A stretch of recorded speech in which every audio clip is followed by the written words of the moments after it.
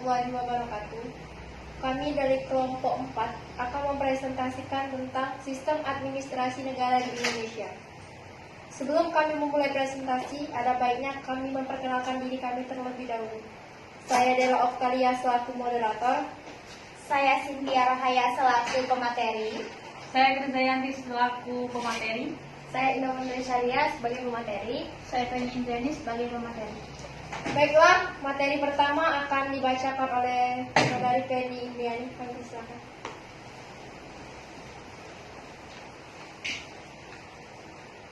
Latar belakang. Sejak tahun 1960-an, administrasi negara telah berkembang pesat sampai ke antero dunia termasuk Indonesia. Ilmu administrasi negara sejauh ini belum mampu menghasilkan teori yang secara khusus dapat disebut sebagai teori administrasi negara. Selama ini, ilmu administrasi negara mengadopsi atau meminjam teori-teori yang berkembang di disiplin ilmu lain untuk digunakan ketika menjelaskan aktivitas atau perilaku dalam administrasi negara. Sebagaimana dikatakan Kaiden, ilmu administrasi negara belum mampu mengembangkan teorinya sendiri. Ada banyak teori dalam administrasi negara, tapi sedikit sekali teori umum tentang administrasi negara.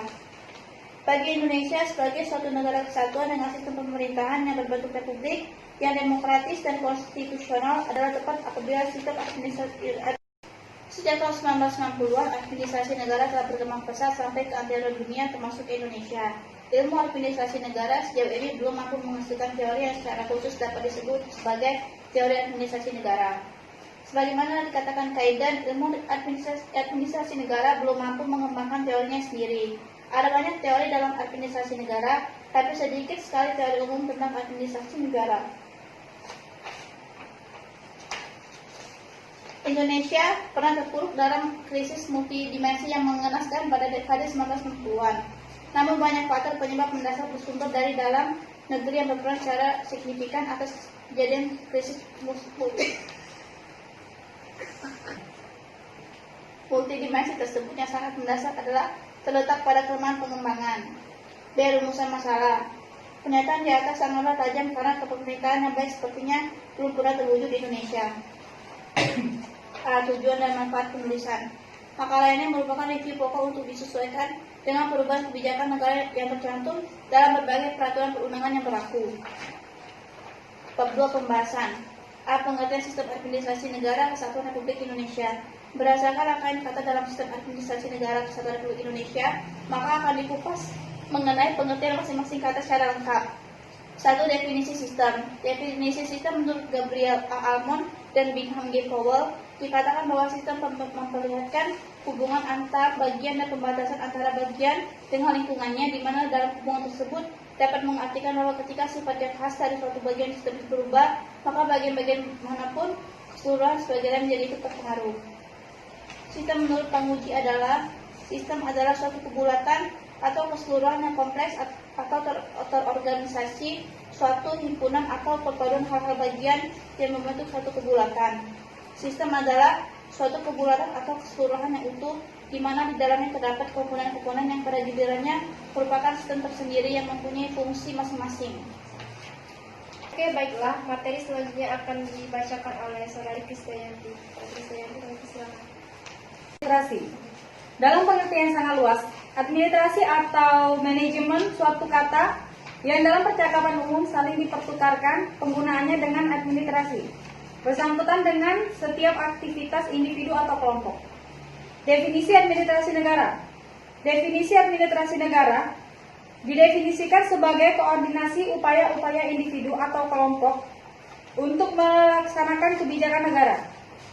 Jadi, administrasi negara secara luas dapat diartikan sebagai keseluruhan kegiatan negara yang mencakup seluruh kegiatan lembaga negara dalam rangka mewujudkan tujuan dan cita-cita negara. Dalam arti sempit, dapat diartikan sebagai keseluruhan kegiatan lembaga eksekutif dalam rangka mewujudkan tujuan dan kebijakan pemerintah atau negara. Definisi Negara Kesatuan Republik Indonesia. Menurut Undang-Undang 1945, Pasal 1 Ayat 1, negara Indonesia adalah negara kesatuan yang berbentuk republik. Selanjutnya, negara Indonesia dikenal dengan nama Negara Kesatuan Republik Indonesia atau NKRI. Berdasarkan paham integralistik setiap unsur berkewajiban untuk menciptakan keselamatan, kesejahteraan, dan kebahagiaan bersama. Dapat disimpulkan bahwa pengertian Negara Kesatuan Republik Indonesia atau NKRI adalah bentuk negara yang terdiri dari banyak wilayah atau kepulauan yang tersebar dengan keanekaragaman adat, suku, budaya, dan keyakinan yang memiliki dasar untuk menjadi bangsa yang merdeka, berdaulat, bersatu, adil, dan makmur, dengan pemerintahan yang melindungi segenap bangsa Indonesia dan seluruh tumpah darah Indonesia, serta mewujudkan kesejahteraan umum, mencerdaskan kehidupan bangsa, dan melaksanakan ketertiban dunia.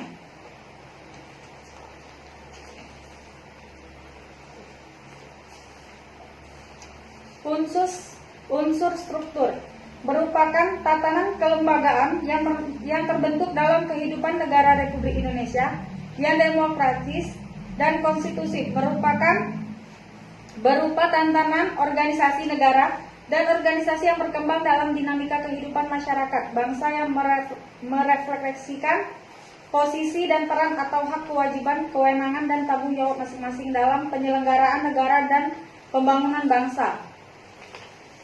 Unsur-unsur dalam sastri.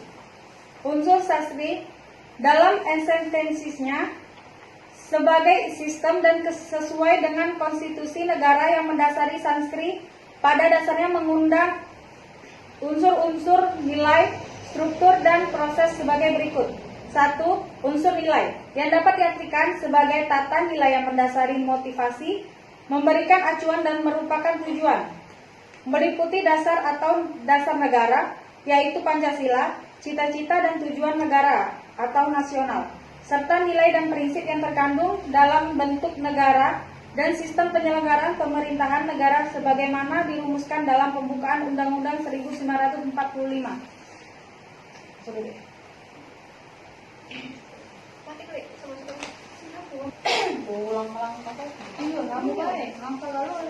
Oke, baiklah, selanjutnya akan saya jelaskan tentang 3. Unsur proses. Dalam posisi dan peranannya sebagai sistem penyelenggaraan negara, santri mewadahi keseluruhan sistem dan proses kehidupan bernegara dan berinteraksi dengan sistem-sistem yang terdapat di dalam berbagai bidang kehidupan. Disinilah santri berperan sebagai integrating sistem yang menyerasikan dan menyelaraskan serta mengarahkan berbagai upaya bangsa Indonesia mencapai cita-cita dan tujuan. Atau dengan kata lain, peran santri dalam kompleksitas dan dinamika sistem dan proses penyelenggaraan negara dan pembangunan berbangsa adalah mewadahi, memfasilitasi, dan memadupadankan berbagai kegiatan sistem politik, ekonomi, hukum, sosial, dan budaya, dan keamanan guna mewujudkan keserasian arah dan langkah kebijakan agar tujuan nasional tercapai secara optimal. C. Dimensi santri. Terdapat 10 dimensi santri, yaitu 1. Tata nilai, 2. Organisasi pemerintahan negara, 3. Manajemen pemerintahan negara, 4. Sumber daya aparatur negara, 5. Sistem dan proses kebijakan, 6. Peran masyarakat bangsa. Oke, baiklah, selanjutnya akan dibacakan oleh Saudari Indah.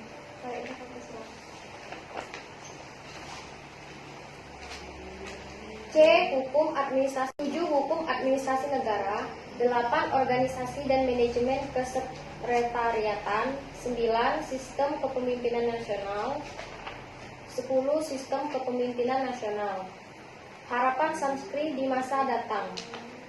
Penyediaan pelayanan pemerintah yang berkualitas akan memaju potensi sosial ekonomi dalam masyarakat yang merupakan bagian dari demokratisasi ekonomi. Penyediaan pelayanan publik yang bermutu merupakan salah satu alat untuk mengembalikan kepercayaan masyarakat kepada pemerintahan yang semakin berkurang akibat krisis ekonomi yang terus-menerus berkelanjutan pada saat ini. Hal tersebut menjadi pemberian pelayanan publik yang berkualitas kepada masyarakat menjadi semakin penting untuk dilaksanakan oleh pemerintahan. Upaya pemberdayaan masyarakat memerlukan semangat untuk melayani masyarakat dan menjadi mitra masyarakat atau melakukan kerjasama dengan masyarakat. Dalam Dalam pada itu, pelayanan mempunyai makna pengabdian atau pengelolaan pemberian bantuan yang mengutamakan efisien dan keberhasilan bangsa dalam membangun. Pemerintah daerah dituntut untuk lebih mampu memberikan pelayanan yang berkualitas, dalam arti lebih berorientasi kepada aspirasi masyarakat, lebih efisien, efektif, dan bertanggung jawab. Dengan kata lain, otonomi daerah merupakan upaya untuk meningkatkan kualitas pelayanan. Namun, pada umumnya, masyarakat dan dunia usaha memerlukan desentralisasi dalam pemberian perizinan dan efisien pelayanan birokrasi pada kegiatan-kegiatan dunia usaha dan di bidang sosial ekonomi, penyesuaian kebijakan pajak dan perkreditan yang lebih nyata bagi pembangunan di kawasan-kawasan tertinggal, serta ketersediaan dan kemudahan mendapatkan informasi mengenai potensi dan peluang bisnis di daerah dan di wilayah lainnya kepada daerah di dalam upaya peningkatan pembangunan di daerah.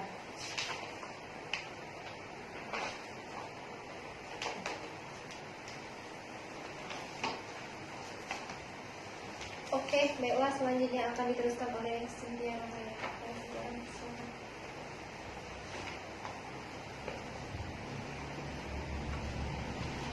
Hal-hal yang dapat dilakukan pemerintah antara lain penetapan standar pelayanan, pengembangan standar operating prosedur atau SOP, pengembangan survei kepuasan pelanggan, pengembangan sistem pengolahan pengaduan. Dengan visi, misi, strategi yang didasarkan pada paradigma pembangunan dan agenda kebijakan yang tepat, didukung dengan sistem manajemen yang berorientasi yang dapat dilakukan pemerintah antara lain penetapan standar pelayanan, pengembangan standar operating prosedur atau SOP, pengembangan standar operating prosedur atau SOP, pengembangan survei kepuasan pelanggan, pengembangan sistem pengolahan pengaduan. Dengan visi, misi, strategi yang didasarkan pada paradigma pembangunan dan agenda kebijakan yang tepat, didukung dengan sistem manajemen yang berorientasi pada penetapan nilai dan prinsip, disertai kompetensi dan komitmen yang kuat dalam keseluruhan tatanan organisasi yang tersusun secara tepat, disertai pelimpahan kewenangan yang seimbang, pemerintah akan dapat mencapai kinerja yang optimal dalam menghadapi berbagai permasalahan dan tantangan dalam penyelenggaraan negara dan pembangunan bangsa. Baiklah, setelah materi yang disampaikan tadi, kesimpulan dari materi kami adalah Sistem Administrasi Negara Kesatuan Republik Indonesia atau yang biasa kita sebut Sanskrit adalah sistem penyelenggaraan negara Kesatuan Republik Indonesia yang merupakan sistem penyelenggaraan kehidupan negara dan bangsa dalam segala aspeknya. Dengan memanfaatkan dan mendayagunakan segala kemampuan keseluruhan aparatur negara beserta seluruh rakyat di seluruh wilayah Indonesia, serta segenap dana dan daya yang tersedia secara nasional demi mencapai tujuannya dan terlaksananya tugas nasional atau negara sebagaimana tersebut dalam Undang-Undang 1945.